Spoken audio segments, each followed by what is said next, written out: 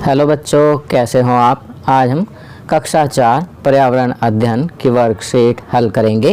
पाठ 23 पोचमपल्ली। तो चलिए वर्कशीट हल करते हैं। प्रश्न 1, नीचे दिए गए अनुच्छेद को पढ़ें और निम्नलिखित प्रश्नों के उत्तर दें।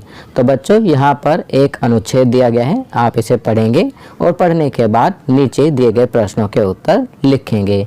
तो चलिए अनुच्छेद पढ़ते हैं। वाणी और प्रसाद मुक्तापुर नामक गांव में रहते हैं। मुक्तापुर गांव तेलंगाना के पोचमपल्ली शहर मंडल में है।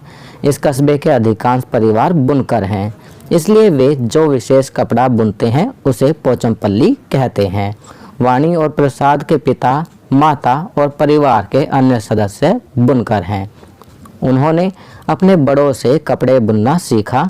वाणी और प्रसाद भी स्कूल से वापस आने के बाद अपने माता पिता की मदद करते हैं। उनका घर हमेशा चमकीले रंग के धागों के बंडलों से भरा रहता है। वे जो बुनाई करती हैं वह बेहद खूबसूरत और ख़ास है।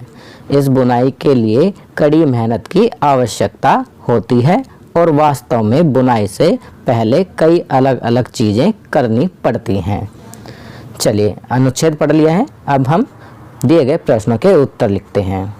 पहला प्रश्न, मुक्तापुर गांव तेलंगाना के किस शहर में स्थित है। तो इसका उत्तर लिखेंगे मुक्तापुर गांव तेलंगाना के पोचमपल्ली शहर में स्थित है। दूसरा प्रश्न, पोचमपल्ली शहर क्यों प्रसिद्ध है। तो इसका उत्तर लिखेंगे पोचमपल्ली शहर विशेष प्रकार के कपड़े की बुनाई के लिए प्रसिद्ध है। तीसरा प्रश्न, वाणी और प्रसाद के परिवार के सदस्य क्या करते हैं। तो यहाँ लिखेंगे वाणी और प्रसाद के परिवार के सदस्य बुनाई का कार्य करते हैं। चौथा प्रश्न, पोचमपल्ली नामक बुनाई की प्रसिद्ध कला को परिवार के सदस्यों ने कहाँ से सीखा। तो इसका उत्तर लिखेंगे पोचमपल्ली नामक बुनाई की प्रसिद्ध कला को परिवार के सदस्यों ने अपने बड़ों से सीखा। चलिए आगे बढ़ते हैं। प्रश्न 2, नीचे दिए गए अनुच्छेद को पढ़ें और निम्नलिखित प्रश्नों के उत्तर दें। तो बच्चों यहाँ पर एक और अनुच्छेद दिया गया है, अब आप इसे पढ़ेंगे और पढ़ने के बाद नीचे दिए गए प्रश्नों के उत्तर लिखेंगे। तो चलिए अनुच्छेद पढ़ते हैं। वाणी और प्रसाद के पिता पोचमपल्ली शहर से धागे के बंडल लाते हैं। माँ इन धागों को उबलते पानी में डालकर गंदगी और दाग धब्बों को धोती है। फिर हर कोई धागे को चमकीले रंगों से रंगने का काम करता है। फिर इन धागों को सुखाया जाता है और बंडलों में लपेटा जाता है। इन बंडलों को करघे पर रखा जाता है और कपड़ा बुना जाता है। रेशमी कपड़े और रेशम की साड़ियाँ रेशम के धागे से बुनी जाती हैं। उन्होंने अपने पारंपरिक शिल्प के माध्यम से अपने क्षेत्र को विश्व प्रसिद्ध बनाया है। चलिए अनुच्छेद पढ़ने के बाद अब दिए गए प्रश्नों के उत्तर लिखते हैं। क प्रश्न, पोचमपल्ली शहर से धागे के बंडल कौन लाता है।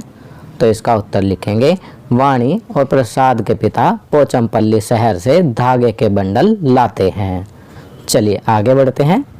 ख प्रश्न, वे सिल्क साड़ी कैसे बुनते हैं, प्रक्रिया पर चर्चा करें। तो बच्चों यहाँ पर आपको प्रक्रिया पर चर्चा करके लिखना है कि वे सिल्क की साड़ी कैसे बुनते हैं।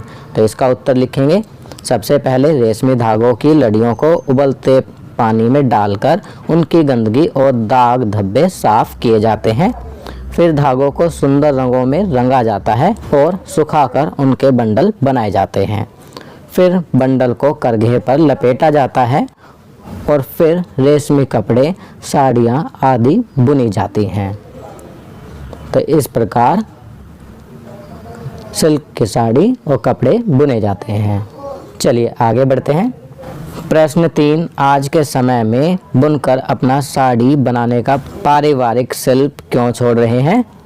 तो इसका उत्तर लिखेंगे आज के समय में बुनकर अपना साड़ी बनाने का पारंपरिक शिल्प इसलिए छोड़ रहे हैं क्योंकि रेशम लगातार महंगा हो रहा है और बड़े दुकानदार बुनकरों को बहुत कम पैसा देते हैं और खुद अधिक दाम पर बेचते हैं। चलिए आगे बढ़ते हैं। प्रश्न 4, नीचे तालिका में कुछ कामों की सूची दी गई है। क्या आप ऐसे लोगों को जानते हो जो ये काम करते हैं? उन लोगों के नाम और उन्होंने ये काम कहाँ से सीखे लिखिए। तो बच्चों यहाँ पर एक तालिका दी गई है जिसमें काम, उनके नाम, जो यह काम करते हैं, उन्होंने यह काम कहाँ से सीखा लिखना है। पहला काम है कपड़े की बुनाई करना। उनके नाम, जो यह काम करते हैं, प्रसाद और वाणी के अम्मा अप्पा। उन्होंने यह काम कहाँ से सीखा? अपने परिवार से। खाना पकाना, तो यहाँ लिखेंगे अनीता जो कि मम्मी है। कहाँ से सीखा? अपनी मम्मी से। उसके बाद हवाई जहाज़ उड़ाना सुरेश ने सीखा। कहाँ से? प्रशिक्षक से। फिर सिलाई कढ़ाई करना किसने सीखा? अनीता ने। किससे सीखा? अपनी मम्मी से। गाना गाना मीना ने सीखा। किससे सीखा? परिवार से। उसके बाद पतंग उड़ाना रमेश ने सीखा।